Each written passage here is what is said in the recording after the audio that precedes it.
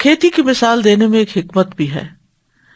اس لفظ پر اگر آپ غور کریں تو آپ کو سمجھ آئے گی کہ کھیتی کرنے والا اپنی کھیتی میں اور کاشتکاری میں اور شجرکاری میں ہلکان ہو جاتا ہے. وہ نہ دن دیکھتا ہے نہ رات دیکھتا ہے.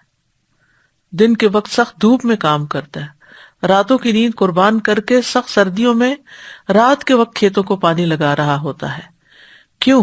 اس لیے کہ اس کو اس کھیت سے غلے اور پھل کی توقع ہوتی ہے، امید ہوتی ہے کہ یہ کھیتی کچھ فائدہ لائے گی.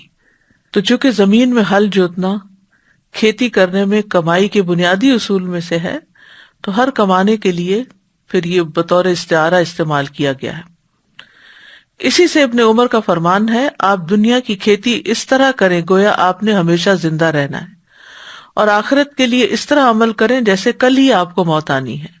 یعنی اگر آپ ایک دن دنیا کی کھیتی نہیں کریں گے تو آپ کہیں گے کہ کل بھی وقت مل جائے گا، لیکن آخرت کے لیے فوری عمل کریں کیونکہ ہو سکتا ہے کل وقت نہ ملے.